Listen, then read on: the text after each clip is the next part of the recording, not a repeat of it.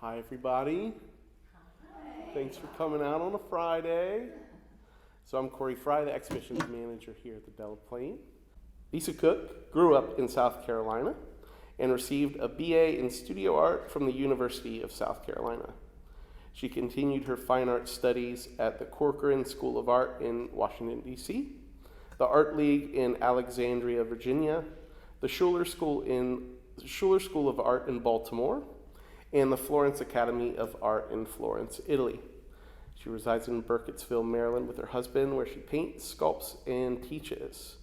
She's a registered copyist at the National Gallery of Art in Washington, D.C., and she considers herself a classical realist, drawing inspiration from the great masters and trying to capture not only the natural form, but their emotional reality as well. So welcome, Lesa Cook.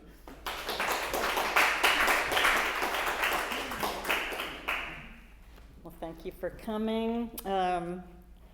I'm really excited to talk about these women because their lives are so inspiring and their work is so inspiring. And I don't, personally, I didn't know as much about them. And so I'm happy to highlight their work. And I'm just gonna, I'm gonna present them in chronological order. Edmonia Lewis was her father was from Haiti, her mother was Ojibwe or Chippewa, and she was the first African American and Native American sculptor to receive international recognition. She was orphaned at a really early age, and so she grew up in her mother's tribe, and there was a big tradition of making things. So she was doing a lot of crafting and things like that. And then her brother struck it rich in the gold rush. And because of that, he sort of financed her way to go to Oberlin College in Ohio, which was the only college in the world at the time that admitted both African American and women into their arts program, which sounds awesome for Oberlin, but unfortunately, she didn't have a great experience at Oberlin. There were accusations from two female classmates that she had tried to poison them, and she was acquitted by the first African American lawyer in Ohio, who was also a recent graduate of Oberlin. But even though she was acquitted, that sort of followed her. And the following year, she was accused of stealing art supplies. So I left out the fact that after she was accused of attempting to poison the women, she was beaten almost to death and left in a field. So Oberlin now is recognizing sort of the dark parts of that history while being proud of the fact that she was had attended there, and now they're trying to establish a scholarship in her name, so that's good. So she basically left Oberlin in 1864, and in 2022 she was granted a degree. She started her career in Boston, and she studied under Edward Augustus Brackett, and she started doing portrait medallions of famous abolitionists. And Boston was kind of a central area for abolitionists, and they were very anxious to promote achievement with African Americans, and so she was supported by abolitionists in Boston, and she did a lot of portrait busts, and the one that she did of Robert Gould Shaw was really what sort of broke her out onto, made her pretty famous, and that is this one. Oops. So Shaw was the leader of I always get the number wrong, but the infantry of African Americans in Massachusetts, 54th, is it? 50 something, probably doesn't matter, but anyway, very famous figure. His family loved this bust and they bought it. But it was because of the plaster copies that she made and sold that she was able to raise enough money to actually go to Rome. Let's see yeah. So she moved to Italy in 1865, and she studied, she first went to Florence, and she studied with Hiram Powers, and then she went to Rome, and that's where she spent most of her life. And so she sold, I think, over 100 plaster copies of this. She also did John Brown and other famous abolitionists, but this was the one that sort of put her on the map. In Rome, she became involved with a lot of American women sculptors and began to work in marble. And she worked in the former studio of Canova, which is cool. And she said of her move to Italy that I was practically driven to Rome in order to obtain the opportunities for art culture and to find a social atmosphere where I was not constantly reminded of my color. She was really productive. Her work was in demand, and her studio, at the time it was the rage for people to do the grand tour, and they would stop at these studios and buy art from the sculptors. Most sculptors would hire local craftsmen to do the marble carving, but she felt very strongly that if she didn't also carve her own marble, she would be accused of not producing the work. So she actually carved the marble as well. This is her piece called Forever Free. It was done in 1867. So in 1863 was the Emancipation Proclamation, and she produced this 3 years later. Her patron and sort of benefactress, Lydia Maria Child, who was an abolitionist, kind of discouraged her from doing what she called idea works because it drew too much attention. It was too political, too controversial. But Edmonia disregarded that advice, and she sent this piece to Boston in 1869. And it was, she followed it, and it was unveiled at in honor of Leonard Andrew Grimes, who was an African-American minister and a former conductor on the Underground Railroad. So, whose sort of mission was to reunite families that had been separated through slavery. So what makes this unique in comparison to other sculptures of the same subject matter is that the figure of the man is, he is empowered. He's holding his hand up with the shackles broken. Also, he has his hand on his, his wife here, so there's a definite allusion to the family, and that families were broken up, and that he's protecting her. And this is in contrast to some of the other sculptures that were done at that time. One we have in DC, which I'll show you in just a second. This is from Kirsten Buick, so I'm just going to read, it's a direct quote, I'll just read it. So it marks her defiance against her white patrons who attempted to dictate her creative path. Lydia Maria Child had discouraged her from attempting any more ideal works, including creating a sculpture based on the Emancipation Proclamation. Despite her disapproval, Lewis completed the work, and rather than allow Forever Free to languish in her studio, she shipped it to Boston. And I already talked about that, but thus, Lewis's depiction of this new family that freedom had created was rendered as a fulfillment of Grimes' activism, the minister who was a former conductor on the Underground Railway. And in many ways, this sculpture became a blueprint for how Lewis would conduct her career. And it showed her determination to work at her own pace according to the needs of her creative impulses rather than to the dictates of white patrons. The story of this sculpture is the story of her career where neither forgiveness nor permission was ever asked by the artist. This is probably the other most famous sculpture of emancipation. There is one in Lincoln Park in D.C. It's done by Thomas Ball. And Archer Alexander was the model for the slave. And in Boston, recently they removed this sculpture because of the positioning of the two figures, right? This, instead of the African American being empowered by emancipation, he is subjugated, and Lincoln is depicted as the great benefactor here.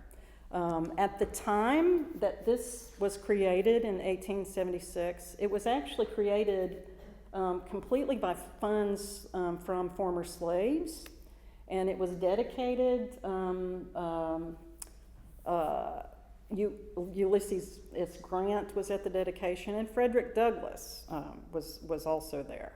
But later, after the dedication, Frederick Douglass said in a newspaper he thought the design could have been improved by the addition of African American leaders of the time. So it's a beautiful sculpture, but it is sending a completely different message, and that's why she was so revolutionary. She also did a lot of sculptures of Hiawatha, Minnehaha. This was at the time of the poem, the Song of Hiawatha was extremely important and popular. And so there's probably, 5 or 6 sculptures and portrait busts that she did of that subject matter. So in a lot of ways, she also, this was neoclassical, and so a lot of her subject matter was neoclassical. She also knew what her audience would want. So she was savvy. Economically, she knew what was popular at the time. And this is the most famous of her pieces. So in 1876, she was invited to create a piece for the Philadelphia Exposition, which was the Centennial Exhibition. And this is a 3,000-pound marble that she did of the death of Cleopatra. And it's currently at the Smithsonian. So we're sort of lucky that we have access to this. I will say that the last time I was there, which was like maybe 2021, it wasn't on display in the main gallery. You have to go into that research center. I can't remember the name of it, but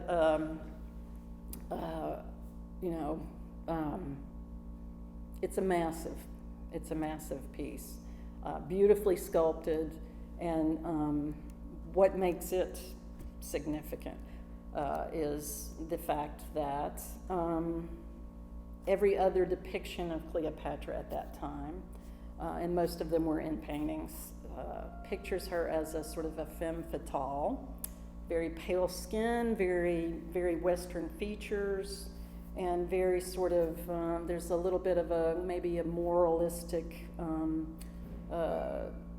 ideology behind it. Whereas Lewis's Cleopatra is in charge. She's strong. She's presented vertically in a throne. And her features are not Western. There were coins that were done at the time that Cleopatra lived, and that's what Lewis based her portrait on. So people believe that her portrait is much closer to what Cleopatra actually looked like. And so the other thing about this sculpture that was drew a lot of attention was the fact that her legs are kind of splayed apart, and her breast is bared, and so it was shocking for the audience, but also very, it was the most visited sculpture in the exhibition, and so while it was shocking, it was also very popular. So she is still maintaining her power even in death, and the choice that she's made to commit suicide sort of robs them of parading her as in defeat, and her expression is almost serene, which is also a contrast to how she was usually depicted. This is how she's usually depicted, you know, the pale skin and lying in repose, like this. And Lewis's figure is very different, much more realistic as far as the features, and she, you know, you have the sense that she has kept her dignity in her death, and made the choice that she made to not be subjugated or. So it's a very powerful piece for that reason, but only about 3 or 4 years later, neoclassicism sort of went out of style. And that piece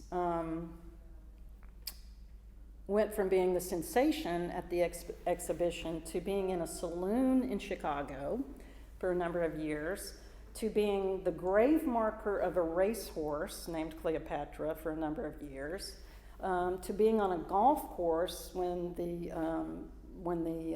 racetrack went out of business, to being in a storage facility where a group of Boy Scouts found it in the 1980s and felt like, you know, maybe this was something that somebody needed to look at, and so they brought it to the attention of a local historian, and the Smithsonian went out and got it, and it was pretty banged up. It was painted on, there were pieces missing. It was so they restored it, and that's where it is today. So we're lucky that we can go see it now. And one of her quotes that I love is, "I sculpt because that's the language that my soul speaks." And also, art is not meant to be beautiful, it is meant to be truthful. And there's a real sense with her work that that she is using her sculpture to tell her truth. All right. So we skip ahead, and now it's Augusta Savage, who was a central figure of the Harlem Renaissance. And I should add, with Edmonia Lewis, she ended up being very successful, and in Rome in her last days and all of that, she was accepted, and people bought her work, and so she had a very successful career. Augusta Savage had successes, but her story is a little sadder, I think, because out of her work, not as many pieces survived, and so there's always a sense, if only she had more connections or money, and some of these things were cast or saved, that we would have had a much larger wealth of her work.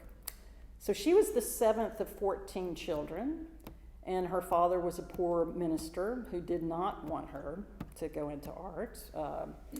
And according to her, he licked me 4 or 5 times a week and almost whipped all the art out of me. But in 1919, a local potter gave her some clay, and she modeled a group of figures that she entered in a county fair. They won an award, and she was encouraged by a local teacher to go to New York. She arrived in New York with $4.60 and worked as an apartment caretaker and a laundress, and enrolled at the Cooper Union School, which at the time was free. But she was also awarded a scholarship to help with the rent. So she completed the 4-year course in 3 years, and her move to New York coincided with the Harlem Renaissance, and her apartment became a hub where the artists, writers, and musicians gathered. And during that time, she made a lot of portrait busts of some of the luminaries of that movement: James Weldon Johnson, Gwendolyn Wright, Jacob Lawrence was a student of hers. She applied and was given a scholarship to a fellowship at the Fontainebleau in France, but once they found out she was black, they rescinded the offer. And according to the New York Times, in a letter explaining the decision, the chairman of the department expressed concern that disagreeable complications would arise between her and the students from the southern states. So she didn't accept that. She wasn't going to just lay down for that, and she started a letter writing campaign with the help from W.E.B. Du Bois and publicized the discrimination, but the committee didn't budge. And then her big break was this little portrait bust, which is at the Smithsonian. It's of her nephew, and it's a portrait of a streetwise boy. Basically, she and her nephew stayed up all night one night and did this, and it's done with such sensitivity and individualism that it really brought her into the spotlight. At the time, so this is 1924, and at the time, if you look at any other depiction of a young black man, they were all caricatures and stereotypes, and she focused a lot on everyday people. And she received an award, Julius Rosenwald Fellowship, and now she's leaving for Paris, where other American expats such as Josephine Baker and Sidney Bechet welcomed her. So I would like to go back in time and be in Paris then. I've got a lot of pictures of this one just because the Smithsonian has that great feature where they have photos of the collection and with sculpture in multiple positions, and I think that's beneficial to look at. So this is one of the, yes, in the same area where Lewis's Cleopatra is, on one of the shelves on the side is this piece, which I want this in the main display. It's only about that tall, and it's just a really beautifully sculpted piece.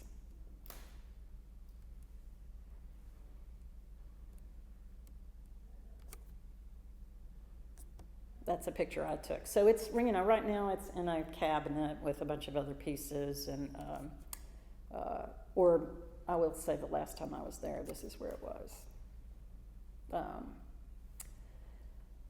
So she returned to Harlem during the Great Depression, and she established a school where she taught Jacob Lawrence and Gwendolyn Light, and it was free. Anybody could take classes there. And the WPA, which really basically saved all these artists during the 30s, funded the school and kept the artists going for a while, and she was able to expand it to 2,500 students. She also established the first African American gallery, which was the Salon of Contemporary Black Arts, which was well attended and received, but no sales, and it basically shut after a few months. She was the first African American member of the National Association of Women Painters and Sculptors, and this is when she was doing a lot of portrait busts. This is Gwendolyn Knight. The Schomburg Center has a lot of her work. This is a Harlem Girl. This was 1934. So the New York Public Library has some great information. And by the way, if anybody wants links to some of these sites that have more in-depth information, I've got my business card up here, and I'll be happy to just send you the links. So here's where your heart starts breaking with her. This was done during the WPA period, and it's called Realization. It was never cast, so we don't have any. We don't have it. It was done in 1938, and I just imagine all the hours that were spent in it and how beautiful it is, and knowing that it's not here anymore is really, really awful. James Weldon Johnson, whom she was another leader of the Harlem Renaissance, and a good friend of hers. He wrote "Lift Every Voice and Sing," and so similarly to Lewis, who the Philadelphia Centennial Exposition sought out, the 1939 World's Fair contacted her and wanted her to create a sculpture specifically addressing the contribution of African Americans to music. American music. So what she did was a harp made out of choir members, and it was basically inspired by James Weldon Johnson's hymn. So she titled it "Lift Every Voice and Sing," and the World's Fair officials changed the name to the harp. So anyway, but it was a huge piece, and each of the folds in the choir robes becomes the strings of the harp. This is also a photo from the New York Public Library that just kind of shows you the scale of it. And here it is at the fair. This is the hand of God. So it was 16 feet tall. It was a massive hit. It was cast in plaster and finished to resemble black basalt. The strings were the choir robes, the folds in the choir robes. The sounding board is the hand and arm of God, and the kneeling man takes the place of a foot pedal. She couldn't afford to ship it back, and it was demolished after the fair. And she was also unable to afford casting it in bronze. She had taken a leave of absence from the Harlem Community Arts Center, and when she returned, somebody else had her job. And during World War II, the Arts Center was closed because funding was cut off. So she became depressed, and she retreated to the Catskills and made sculptures, but gave up on a career in art, and she died in 1962. I did a little bit more reading on that, and she was also being stalked at the time. So part of the reason that she left New York was because she was being stalked. And she returned to New York after her stalker had passed. So she had that to deal with. He would go around and follow her and claim that they were married. And he was a famous writer, James Gould. And so anyway, so she had that to contend with. I love the portrait of the baby. I just think it's the most incredible. And then there's John Henry below, another beautiful portrait bust. But this is called The Pugilist, and it's based on Jack Johnson, which is another very strong, beautiful piece.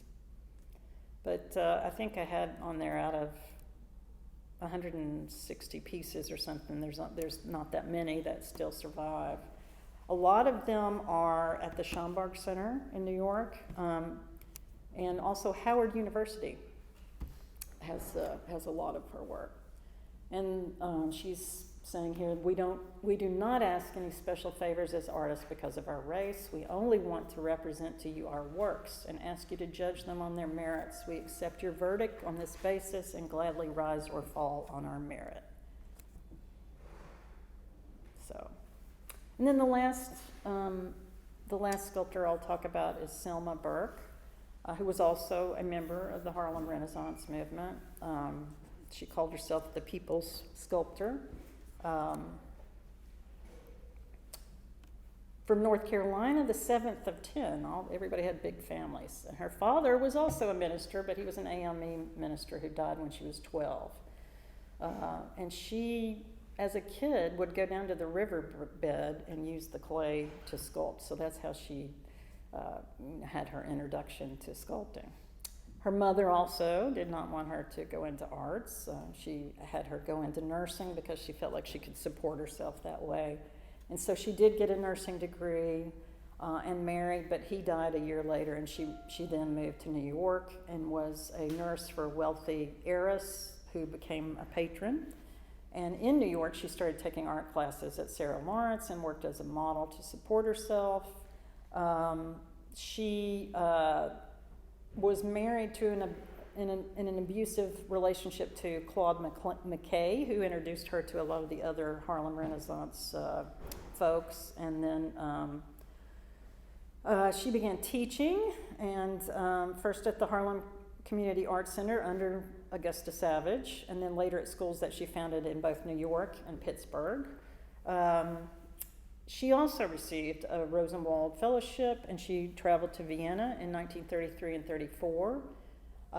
In 1936, she studied with Aristide Maillot and Henri Matisse, excuse me, who really encouraged her work, and she had also earned another foundation fellowship. So she returned to the U.S. when it was clear that fascism was rising. So this is one of her early portraits of Booker T. Washington, 1935. This is a later piece, Woman and Child. This is at the Smithsonian. Sadness was done in 1951. This is from 1938, so it's called Real. No, that's not the right. Sorry, that's not the right date. This is when she was studying in Europe, and I see a lot of influence by Matisse and Maillot on this piece, but that piece is not in existence anymore. Reclining nude, and the embrace. Why did I do that? This is Mother and Child, which I feel like it has a very Renaissance feel to it. And this is a bust of Mary McLeod Bethune, who was a civil rights activist and educator. So she moved back to New York, joined the Navy during World War II, and she was one of the first African American women to drive a truck in the Brooklyn Navy Yard. And she was a strong believer that artists needed to get out of their studios during war. So she wanted to do her part in the war. But at the same time, she completed an MFA at Columbia University, she completed that in 1941. She injured her back in 43, and while she was recuperating, she learned of a nationwide contest for the commission of a bronze relief portrait of President Franklin Roosevelt. So she created a bas-relief of him. When she was getting ready to do it, she felt like the photos that they provided her were not adequate, so she just contacted the White House, and he sat for her. So she got a sitting with the president, and she sculpted him. Eleanor was not at first pleased with the portrait because she felt like she had sculpted him as a younger man, but her argument was that she was sculpting him for all time, and she wanted to show him as a strong leader. And so she received 2 in-person sittings with him, and the work was placed in the Recorder of Deeds building in D.C., and when the U.S. Mint issued the dime coin in 1946, it chose John Sinek, I don't know if I'm pronouncing that right, to design the coin with Roosevelt's likeness. He boldly adapted her likeness barely changing it, and while Burke does not receive credit for the image, she's generally acknowledged as the creator of the profile on the dime that is still in circulation. Livingston and Spelman colleges, Wake Forest University and UNC Chapel Hill have given her honorary degrees, and in 1979 the College Art Association's Women Art Caucus gave her its annual Lifetime Achievement Award. Here she is sculpting Roosevelt, and there's the whole relief. There's the dime. And here it is being installed in the Recorder of Deeds building. And the quote I like from her is, "Art didn't start out black or white, it just started." So, and that's it.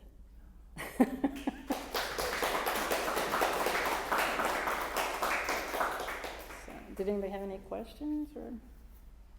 I have something very simple. When you say at the Smithsonian, the Yeah. Museum of American Yes, art. Yes, Art, yeah. And there's, when you go, what was that building? It used to be the patents office or something, maybe. Okay. So when you go in, so there's the portrait gallery and then the American art. And the American art has the section that used to be the patents building, and it's the research center, which is awesome, very cool. But that's where it is. Okay. Yeah, that's where both Lewis and her pieces are. Yeah, yeah. And hopefully now they have them out on display in the main gallery. But that's where they are. Yeah. And then, and so the Smithsonian site is a good one to take a look at. I have the New York Times also has a great video of Augusta Savage actually working, but Howard University art they have, and Spelman College has a collection, and also the Schomburg Center in New York, which is part of the New York Public Library. So, yeah. So anyway, I just feel like they overcame such incredible odds and were so determined, even with all the obstacles that they faced. So and did beautiful work. Selma Burke also sculpted into her 80s. Yeah.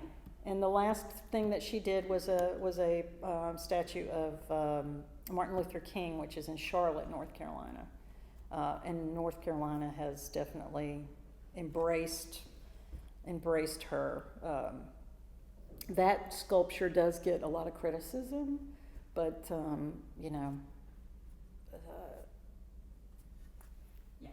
what are you gonna do? If you put it out there, Somebody's gonna. Yeah, and she was doing it, and so she passed in her 90s, and.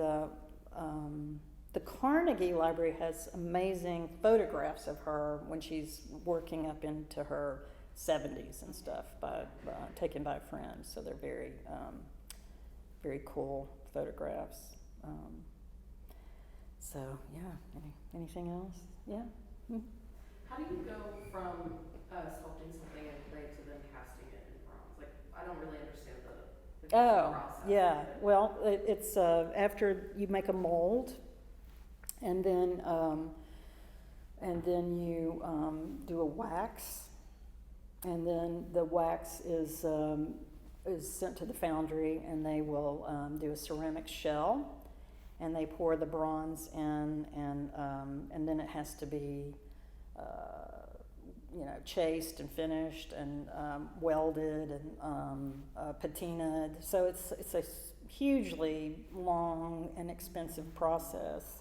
And so, you understand why a lot of these things were done in plaster, because to afford doing them in bronze was prohibitive. And but even the plasters haven't survived on a lot of them. I mean, I think it was a standard thing after the end of these fairs to destroy things. It wasn't just her work that was destroyed. Like if you read about the